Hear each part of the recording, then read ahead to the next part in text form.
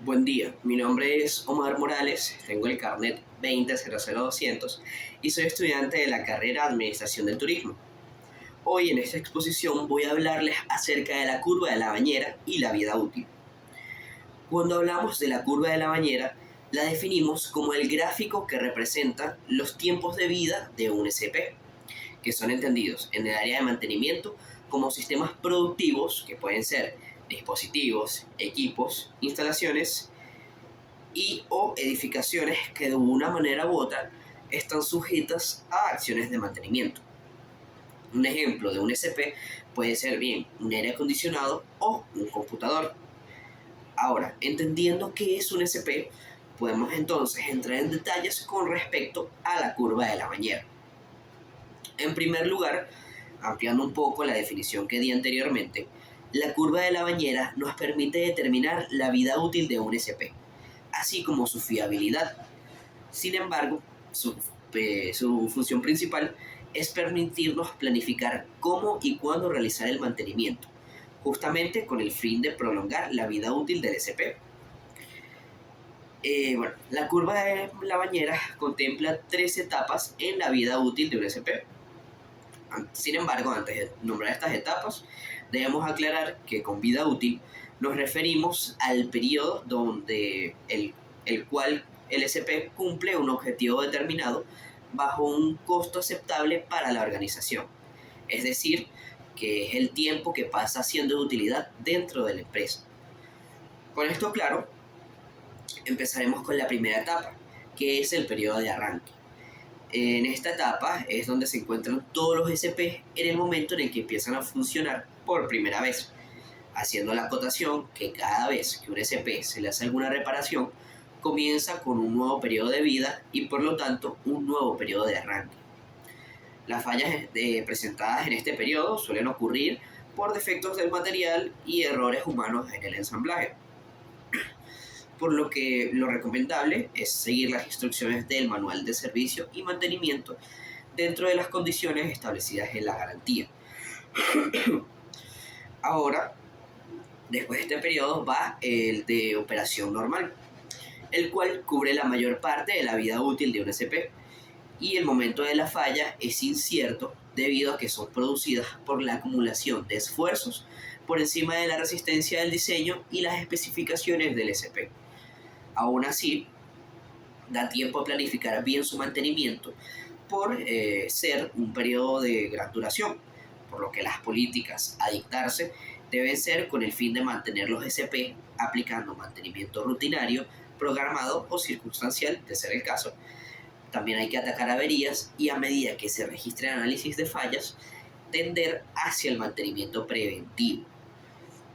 Por último, estaría el periodo de desgaste, el cual tiene como característica principal que el índice de fallas aumente a medida que transcurre el tiempo.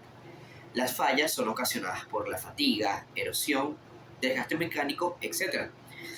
En este periodo, el SP debe someterse a una reparación general y se analizan las fallas en función de los costos asociados a la reparación.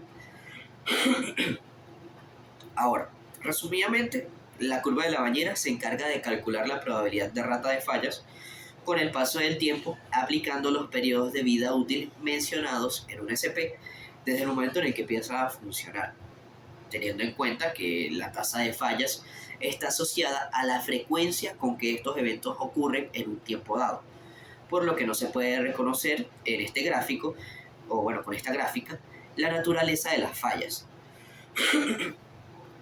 Una ejemplificación en el uso de la curva de la bañera puede ser con un aire acondicionado, por ejemplo, en el cual en el periodo de arranque es al momento de ser instalado y puesto a funcionar.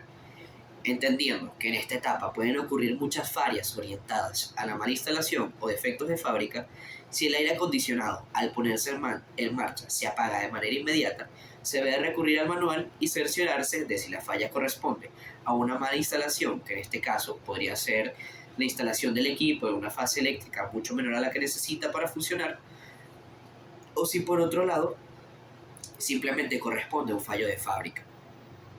Luego, habiendo descartado y resuelto estas fallas que pueden darse inicialmente en el periodo de arranque, es cuando comienza el uso progresivo del aire acondicionado, lo cual lo pondría en el periodo de operación normal, en el cual, dependiendo del uso, se deben presentar fallas debido al esfuerzo hecho por el SP. Un ejemplo bastante sencillo y común puede ser que el aire acondicionado no enfríe como debería, y si al hacer la revisión se determina que solo necesita limpieza, se debe pautar una limpieza según el manual, el cual suele expresar que según el uso la limpieza puede ser cada 6 meses en caso de un uso excesivo o anual para un uso moderado.